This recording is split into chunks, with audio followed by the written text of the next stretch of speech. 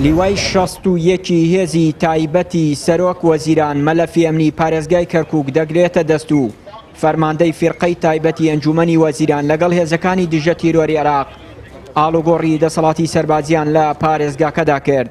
فەرماندەی هێزە تایبەتەکەی سەرۆک وەزیران ڕایگەیاند بەرپرسیارەتی ئاسایشی شارەکە دەگرنە ئەستۆ و بەبێ جیاوازی خزمەتی کەرکووک دەکەن. حياتنا وتقديرنا لكل أهالي كركوك. سڵاو و ڕێزمان هەیە بۆ دانیشتوانی شاری کەرکووک.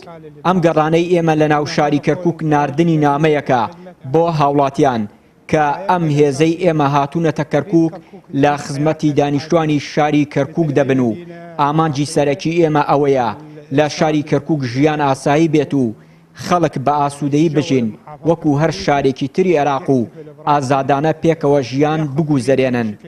ئەوەی ئێمە دەمانەوێت خزمەتکردنی شارەکە و دانیشتوانەکەیەتی و هاوکاری خەڵک و هێزە ئەمنیەکان دەبین گرنگی دەدەین بە ئاسایشی کەرکووک و ژیانی خەڵکەکەی. لە ڕێگەی کەناڵەکانەوە ژمارەی هێزەکانمان بڵاو دەکەینەوە بۆ هەر ڕووداوێکی لە ناکاو تا بتوانین دەست بەجێ هێزەکانمان بگەنە شوێنی مەبەست. ئێمە هیچ گرفتێکمان لەگەڵ برایانمان لە هەرێم نییە و هەماهەنگیمان لەگەڵیان بەردەوامە، بەڵام مەبەستی سەرەکی ئێمە لە ئێستادا پاراستنی ئاسایشی کەرکووکە. لە مانگی ڕابردوو بە فەرمانی عادل عەبدولمەهدی بڕیاردرا هێزەکانی دژە تیرۆر لە پارێزگای کەرکووک بکشێنەوە و لیوای 61 تایبەتی سەرۆک وەزیران مەلەفی ئەمنی کەرکووک بگرن ئاستۆ.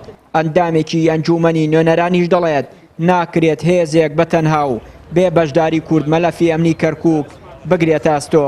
ناکرێت کەرکووک تەنیا بەدەست هێزێکی نامەوە بێ یا هێزێکی غەریبەوە بێ بە تەنیا بێ خۆی بسەبێنێ بەسەر کوکاوە.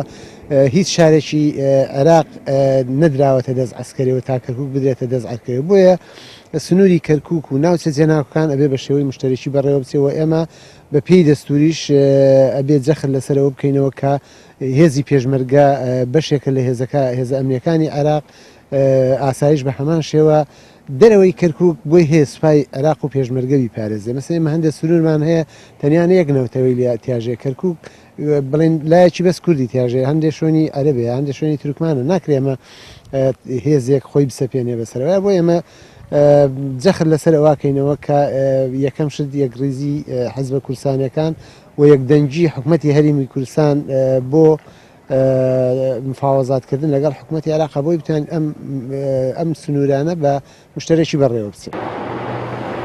لە دوای 16 ئۆکتۆبەرەوە مەلەفی ئەمنی کەرکووک درایە دەستی هێزەکانی دژە تیرۆری عێراق و ماوەی زیاتر لە ساڵێکە ئەو هێزە پاراستنی ئاسایشی کەرکووکیان لە ئەستۆیە. بە پێی زانیاریەکانیش هەوڵێک لە ئارادایە ژوورێکی ئۆپراسیۆنی هاوبەش لە نێوان سوپای عێراق و پێشمەرگە بۆ پاراستنی ئاسایشی تەواوی کەرکووک و ناوچەکانی دەوروبەری دروست بکرێت. چیانووری کەناڵی ئاسمانی پەیام کەرکووک.